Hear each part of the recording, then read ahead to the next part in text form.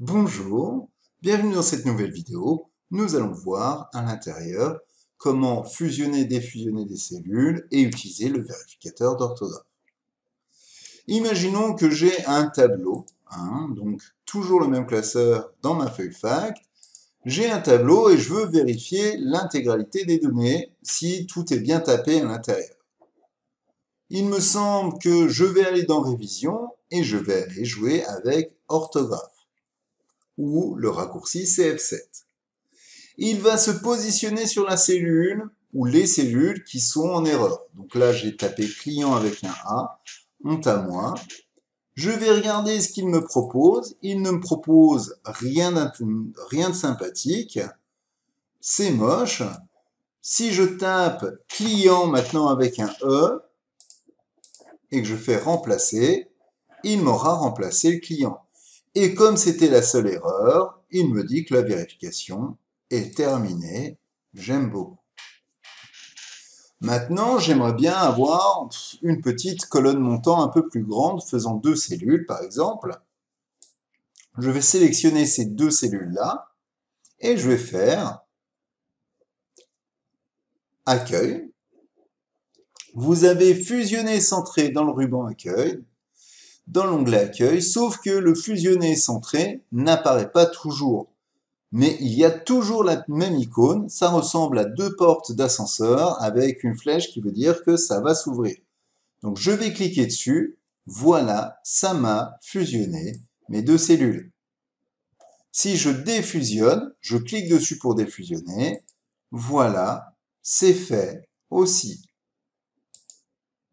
Si je fusionne en choisissant le deuxième, le fusionner, je vois que ça m'aura fusionné sur la gauche. Et si je défusionne, voilà, c'est fait. Petit souci, quand on fusionne, là je vais mettre 4 cellules, je vais mettre un 1 dans la première. Donc je sélectionne les 4, je vais fusionner. Et là, si je fais un égal ça plus 1, ça fonctionne. Mais si je double-clique, je vois que ça me laisse 1 puisque ça se sert de G7. Or, cette cellule-là, c'est G6. Elle a simplement été fusionnée avec les autres, mais elle est toujours considérée comme G6 à l'intérieur d'Excel. Donc forcément, nous ne pouvons pas utiliser la fusion quand on veut faire des calculs. De même, si j'utilise une fonction qui se sert de la cellule G6, je ne pourrai pas m'en servir. Donc, la fusion dans une feuille de présentation, ça peut être pas mal, ça peut apporter un peu de glamourisation. En revanche, dans une feuille de production où vous allez faire des calculs avec des cellules, il ne faut pas le faire. Ça sera embêtant par la suite. Et un TCD ne prendra pas en compte les cellules fusionnées. Donc, je vais défusionner. Je supprime. Je vais faire 2, 2, 3, 3, 4 cellules. Je les sélectionne. Je clique sur fusionner centré.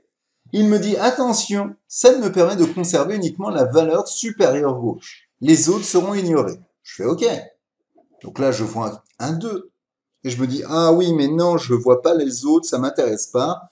Je veux défusionner. Donc je vais m'amuser à défusionner. Et malheureusement, les autres auront disparu. Donc quand vous fusionnez plusieurs cellules ensemble, c'est celle qui est le plus en haut à gauche qui va avoir raison et qui va effacer le contenu de toutes les autres. Donc faites attention, la fusion est vraiment utilisée avec parcimonie. Voilà, je vous invite à faire et refaire sur ce petit exemple, sur le fichier d'exemple, puis d'essayer de mettre en pratique sur vos propres fichiers. N'oubliez pas de faire une sauvegarde de vos propres fichiers avant de vous lancer, F12 ou fichier enregistré sous. Je vous invite à revoir la vidéo sur l'enregistré sous si vous avez des doutes. Je vous dis bonne journée et à très vite pour une nouvelle vidéo. Au revoir.